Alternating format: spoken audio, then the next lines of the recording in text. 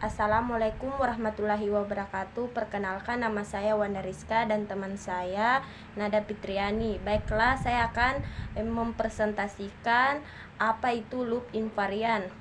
Pertama, pengertian algoritma. Algoritma merupakan suatu langkah-langkah logis tertentu yang digunakan untuk menyelesaikan suatu masalah. Dalam hal ini, masalah yang dimaksud adalah masalah dalam membangun sebuah sistem ataupun program yang berjalan di dalam sebuah komputer. Algoritma sendiri merupakan salah satu bahasan yang merupakan topik dasar terutama bagi yang mengambil perkuliahan pada jurusan teknik, terutama teknik komputer dan sistem informasi. Dalam beberapa konteks, algoritma adalah spesifikasi urutan langkah untuk melakukan pekerjaan tertentu. Pertimbangan dalam pemilihan algoritma adalah: pertama, algoritma haruslah benar, artinya algoritma akan memberikan keluaran yang kehendaki dari sejumlah masukan yang diberikan. Tidak peduli sebagus apapun algoritma, kalau memberikan keluaran yang salah, pastilah algoritma tersebut bukanlah algoritma baik. Adapun perbedaan algoritma dengan program. Program adalah kumpulan pernyataan komputer, sedangkan metode dan tahapan sistem dalam program adalah algoritma. Program ditulis dengan menggunakan bahasa pemrograman, jadi bisa disebut bahwa program adalah suatu implementasi dari bahasa pemrograman. Beberapa pakar memberi formula di bawah. Program sama dengan algoritma tambah bahasa struktur data. Pembuatan algoritma mempunyai banyak keuntungan, diantaranya: pertama, pembuatan atau penulisan algoritma tidak tergantung pada bahasa programan maupun artinya penulisan algoritma independen dari bahasa programan dan komputer yang melaksanakannya. Kedua, notasi algoritma dapat diterjemahkan ke dalam berbagai bahasa pemrograman. Ketiga, apapun bahasa pemrogramannya, output yang akan dikeluarkan sama karena algoritmanya sama. Dan ada juga beberapa hal yang perlu diperhatikan dalam membuat algoritma. Pertama, teks algoritma berisi deskripsi langkah-langkah penyelesaian masalah. Deskripsi tersebut dapat ditulis dalam notasi apapun asalkan mudah dimengerti dan dipahami. Yang kedua, tidak ada notasi yang baku dalam penulis teks algoritma seperti notasi bahasa pemrograman. Notasi yang digunakan dalam menulis algoritma disebut notasi algoritmik. Ketiga, setiap orang dapat membuat aturan penulis dan notasi algoritmik sendiri. Hal ini dikarenakan teks algoritma tidak sama dengan teks program.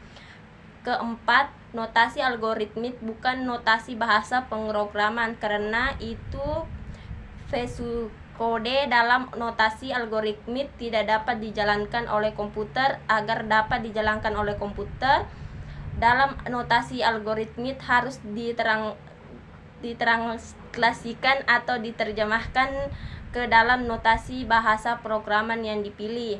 Kelima, algoritma sebenarnya digunakan untuk membantu kita dalam mengkonversikan suatu permasalahan ke dalam bahasa pemrograman. Keenam, algoritma merupakan hasil pemikiran konseptual. Supaya dapat dilaksanakan oleh komputer, algoritma harus ditranslasikan ke dalam notasi bahasa pemrograman. Ada pula ciri-ciri dan algoritma. Algoritma sendiri memiliki beberapa ciri utamanya, yaitu: pertama, algoritma memiliki sebuah input atau masukan. Kedua, algoritma membutuhkan suatu proses tertentu. Ketiga, algoritma merupakan pola pikir dan pola logis yang menghasilkan output.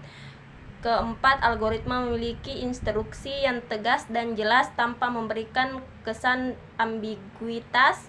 Keenam, algoritma harus memiliki apa yang disebut dengan stopping rule. Dan ada juga sifat-sifat dari algoritma.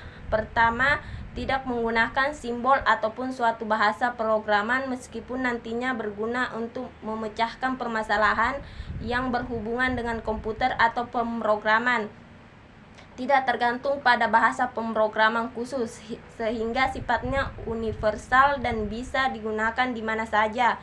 Ketiga, notasinya yang digunakan pada algoritma adalah universal, sehingga bisa digunakan pada seluruh bahasa pemrograman apapun tanpa terkecuali. Dan ada juga struktur algoritma. Algoritma berisi langkah-langkah penyelesaian suatu masalah. Langkah-langkah tersebut dapat berupa runtutan aksi, pemilihan aksi, pengolahan aksi, atau kombinasi dari ketiganya. Jadi struktur dasar pembangunan algoritma ada 3, yaitu pertama, struktur runtutan, kedua, digunakan untuk program yang pernyataannya, ketiga, struktur pemilihan, keempat, digunakan untuk program yang menggunakan pemilihan atau penyelesaian kondisi, kelima, struktur perulangan, keenam, digunakan untuk program yang pernyataannya akan dieksekusi berulang-ulang. Dalam algoritma tidak dipakai simbol-simbol sintaks dari suatu bahasa pemrograman tertentu, melainkan bersifat umum dan tidak tergantung pada suatu bahasa pemrograman apapun. Notasi algoritma dapat digunakan untuk seluruh bahasa pemrograman manapun. Baiklah, di sini saya akan lanjut menjelaskan dari teman saya Wanda Rizka tentang algoritma loop invariant. Pengertian pasiokode. Pasiokode merupakan sebuah penggabungan dari algoritma di mana sesuai dengan namanya, pasiokode menggunakan kode-kode tertentu untuk memberi penjelasan mengenai cara kerja atau penyelesaian suatu masalah. Singkatan pasiokode bisa dibilang sebagai algoritma yang sudah diubah dalam bentuk kode-kode tertentu. Kelebihan dari pasiokode ini adalah memiliki struktur yang jauh lebih ringkas dibandingkan algoritma. Namun demikian, masih mudah untuk mengerti oleh manusia dan memiliki struktur yang hampir mirip dengan bahasa pemrograman.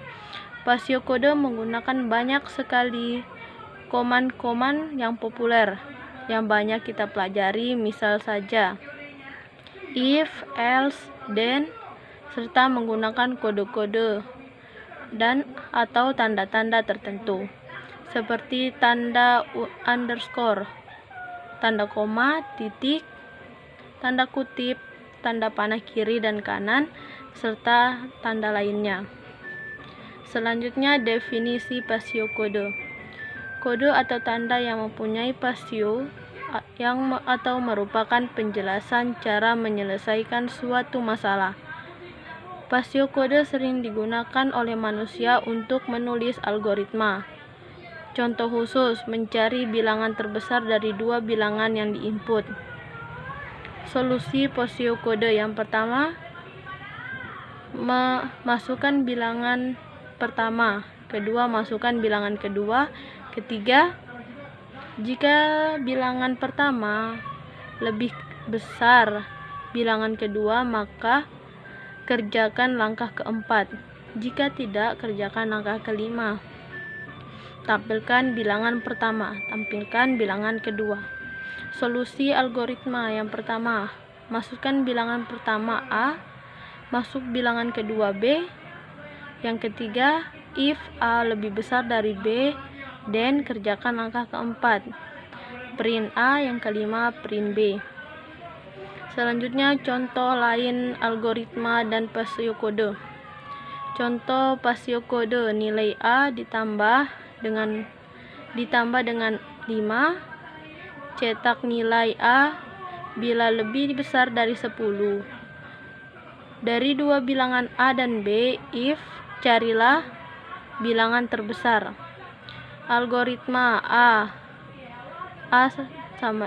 tambah 5, if A kurang lebih besar dari 10, then print A.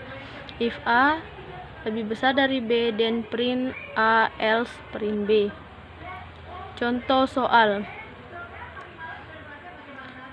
Kerjakan menggunakan algoritma while di mana user tidak perlu menginput jumlah pegawai yang akan dihitung.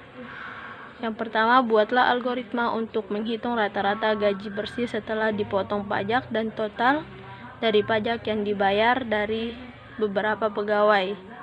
2. Setiap pegawai mendapatkan gaji dari gaji pokok plus tunjangan.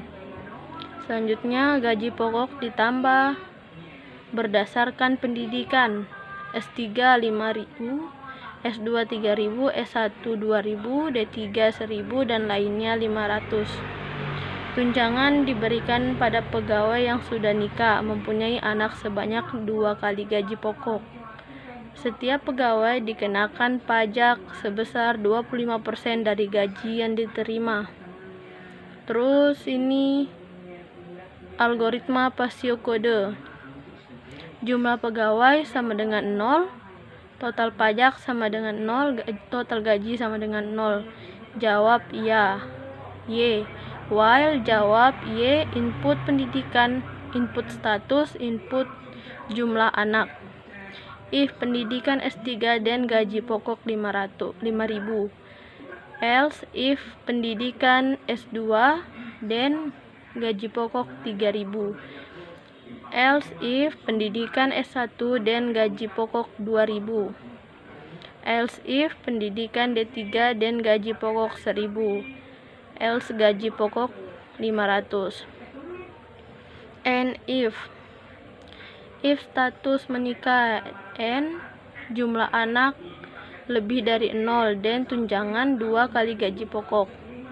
Else tunjangan 0 and if gaji sama dengan gaji pokok plus tunjangan pajak 0,25 dikali gaji.